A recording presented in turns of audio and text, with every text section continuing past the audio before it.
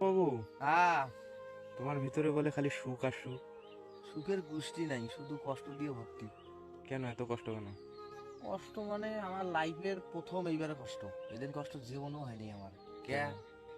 কে কথা তো মানে নাই, তারপরও কই। এরকম সময় মনে করুন যে কলম কাটতে কাটতে আমার জান শেষ হয়ে যায়, সকাল থেকে একবার রাত পর্যন্ত বন্ধ লাগে।